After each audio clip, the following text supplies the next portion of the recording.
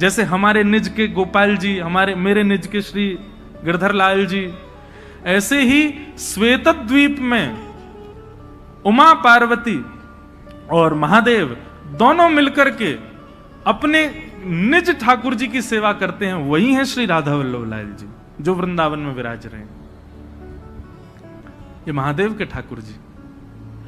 आत्मदेव नाम के ब्राह्मण ने तपस्या करके महादेव को प्रसन्न किया। महादेव ने प्रसन्न होकर के कहा, वरदान मांगो, क्या चाहिए ब्राह्मण देवता।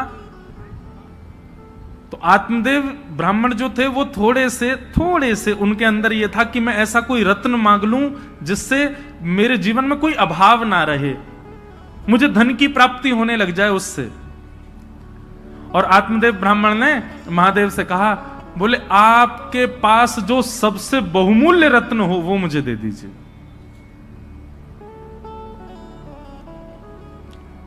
महादेव ने जैसे ही सुना नेत्र सजल हो गए, बोले तुम सब दुनिया मांग लो हमसे, लेकिन ऐसा मत कहो कि अपना बहुमूल्य रत्न दे दो, क्योंकि महादेव के बहुमूल्य रत्न तो श्री राधा वल्लभ जी हैं।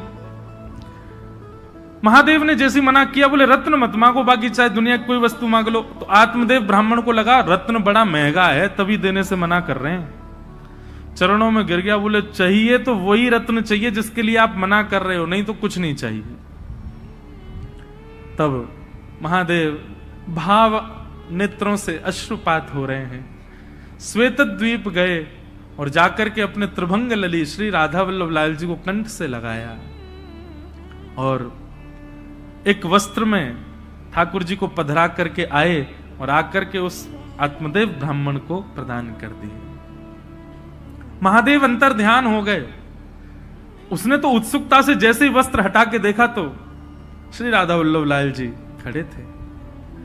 बट दुखी हो गया बेचारा, बोले मैंने तो रत्न मांगा था जी, ऊपर से सेवा और दे गए मुझको, तो वैसे ही खर्चा पूरा नहीं हो रहा घर का, अब इनको भी पधराना पड़ेगा सब कुछ। उनकी सेवा होने लगी। महादेव को बड़ी चिंता, मेरे ठाकुर जी की सेवा में सुख होना चाहिए। तब भगवान की वंशी महादेव ने उनको आज्ञा की, बोले आप सदा उनके अधर पर विराजमान रहती हो, और वंशी के मन में भी ये भाव रहता है कि ठाकुर जी मेरे कोमल छिद्रों को दबा करके मानो मेरी सेवा करते हैं, ठाकुर जी मेरी सेवा करते हैं। इससे वंशी को कई बार मन में ऐसा भाव आता है कि नहीं नहीं नाथ, मैं आपकी सेवा करूं, आप क्यों मेरी सेवा करते हैं। तो वंशी बड़ी कभी कभी व्याकुल रहती है कि मैं ठाकुर जी की सेवा करना चाहती हूं, पर ठाकुर जी देखो होठों की तकिया पे सुला करके अपनी कोमल उंगलियों से मेरे चरण दबाते हैं। मुझे कभी कभी बड़ा श्रम होता है इस भाव से। तो वंशी जी की इस चिंता को आज महादेव ने पूर्ण किया। बोले कि आप चिंता मत करो, आप चाहती हैं ना कि आप ठाकुर जी की सेवा करें, जाइए आप ही आचार्य चरण श्री हित हरिवंश महाप्रभु के रूप में पृथ्वी पर अवतरित होइए और जाकर के आत्मदेव ब्राह्मण के यहां से ठाकुर जी को ले जाकर के वृंदावन में विराजमान कर। तब भगवान की वंशी ही श्री हृदयवंश महाप्रभु के रूप में पधारे और आकर के उन्होंने ठाकुर जी की सेवा। महाप्रभु जी का चरित्र बहुत सुंदर है, संपूर्ण तो नहीं पर कुछ कुछ भाव में आज भक्तमाल जी में पढ़ रहा था।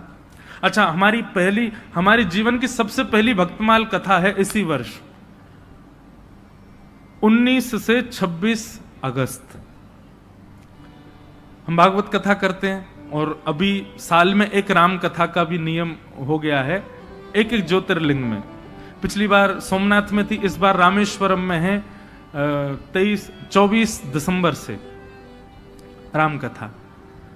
लेकिन हमारे वृंदावन के संत जनों की आज्ञा हुई कि लाला एक बार अब भक्तमाल जी में भी प्रवेश करो। मैंने कहा महाराज जी मैं भक्तमाल जी तो कहता ही हूं कथा में। बोले नहीं, स्वच्छंद भक्तमाल जी की कथा करो। तो जन्माष्टमी के अवसर पर 19 अगस्त से 26 अगस्त तक जयपुर में, क्योंकि भक्तमाल जी वहीं लिखी गई हैं, जयपुर में ही गलता जी हैं जहां पर भक्तमाल जी की रचना श्री नाभा गोस्वामी जी ने की, तो वहीं पर प्रथम भक्तमाल का। तो आज मैं भक्तमाल जी पढ़ रहा था, इतना सुंदर भाव, बहुत ध्यान से सुनिएगा। नाभा जी के गुरु जी की आज्ञा हुई कि हे नाभा जी आप एक काम कीजिए। बोले क्या? आपकी भक्ति इतनी तीक्ष्ण है, आपकी भक्ति इतनी प्रबल हो चुकी है, अब आप एक काम करो, बड़े बड़े रसिक जनों ने तो ठाकुर जी का यश गाया, पर आप ठाकुर जी के भक्तों का यश गाओ। तो नाभाजी ने भक्तमाल जी का मन बनाया कि अब मैं भक्तों की माला बनाऊंगा, भक्तों के एक बात सदैव याद रखना, ठाकुर जी का यश गाना ज्यादा कठिन नहीं है, ठाकुर जी के भक्तों का यश गाना बहुत कठिन है। ठाकुर जी के भक्तों का यश कहना बड़ा कठिन काम है, उसको समझना, ठाकुर जी की कृपा आप समझ जाओगे, पर भक्तों की लीला आप नहीं समझ पाओगे। तो श्री नाभाजी ने मन में विचार किया कि यश गाऊं ठाकुर जी के भक्तों का, तो श्रोता किसको बनाऊं? तो श्री नाभा गोस्वामी जी ने मन में विचार किया कि भगवान का यश भक्त सुनते हैं, तो भक्तों का यश ठाकुर जी सुनेंगे। और 24 अवतारों का सबसे पहला स्मरण किया नाभाजी ने। 24 अवतार बैठाए अपने सामने, ठाकुर जी के 24 अवतारों का आवाहन करके और उनको ही श्रोता बना करके नाभाजी ने भक्तमाल जी कहनी प्रारंभ की। उसमें सारे भक्तों के चरित्र आए, सुग्रीव जी से लेकर के हनुमान जी महाराज तक, और महाराज गरुण जी से लेकर के और श्री रामानुजाचार्य जी तक, सारे भक्त चिंतन करते जाते, जो जो भक्त अपने। अच्छा, एक और बात है, भक्तमाल में किन किन भक्तों के चरित्र हैं? तो श्री नाभाजी कहते हैं ठाकुर जी तो सबको प्रिय हैं, पर भक्तमाल में उन भक्तों के चरित्र हैं जो ठाकुर जी को प्रिय हैं। क्योंकि भाई 24 अवतार सामने बैठे हैं, तो 24 अवतार उन्हीं को सुनना चाहेंगे जो उनके प्रिय हों। उन भक्तों के चरित्र आए, लेकिन सारे भक्त आ गए भक्तमाल जी में, हमारे वृंदावन के रसिक जन नहीं आए। क्योंकि नाभाजी तो स्मरण करते थे ना, जो भक्त का चिंतन आता उसी का छप्पे छंद लिख देते, सबका यश गाया, लेकिन वृंदावन के रसिक संत जन चित्त में नहीं आए। तो श्री नाभाजी चिंतित हो गए, बोले कि भैया सारे भक्तों का चिंतन चित्त में हो रहा है, लेकिन ब्रजमंडल के वृंदावन के वैष्णव भक्तों का, संतों का चिंतन मुझको क्यों नहीं हो रहा? तब उन्होंने अपने गुरुदेव से जाकर के अपना ये भाव प्रकट किया, बोले सारे भक्त मेरे चित्त में आ रहे हैं, पर वृंदावन के भक्तों का स्मरण नहीं हो रहा मुझको। कितनी सुंदर बात। उनके गुरुदेव ने आज्ञा करते हुए कहे, बोले भैया ये जितने भी भक्तों का चरित्र तुम गा रहे हो, ये कोई ना कोई भक्त इन 24 अवतारों को, जिनको तुमने सामने बैठाया है, इन 24 अवतारों को कोई ना कोई भजता है। कोई हयग्रीव भगवान को भजता है, कोई नृसिंह भगवान को भजता है, कोई बराह भगवान को भजता है, कोई कृष्ण को भजता है, कोई राम जी को भजता है, पर वृंदावन के तो सब श्री किशोरी जी को भजते हैं। और जब तक किशोरी जी नहीं आएंगी तब तक ब्रज के रसिक नहीं आ सकते।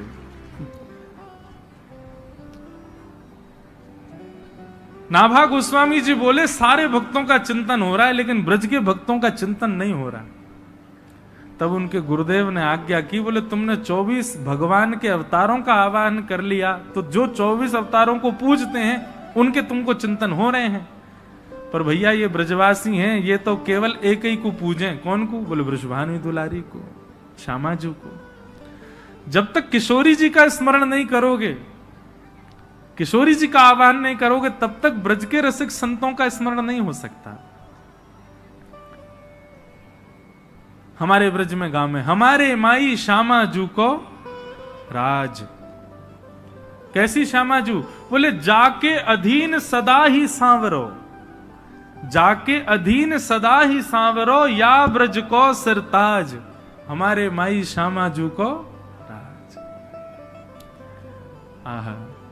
तब नाभाजी ने श्री किशोरी जी का स्मरण किया, और किशोरी जी का स्मरण करते ही सबसे पहले उनके चित्त में जो स्मृति आई वो थी श्री हित हरिवंश महाप्रभु। उन्हीं का ही चिंतन आया, जिनका आज उत्सव है।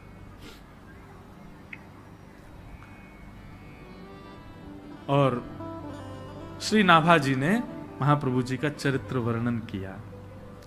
थोड़े थोड़े भाव कुछ में कह करके महाप्रभु जी को हम प्रणाम कर लें। आचार्य चरण का जन्मोत्सव है। हमारे वृंदावन के पास में बाद गांव में उनका प्रादुर्भाव हुआ।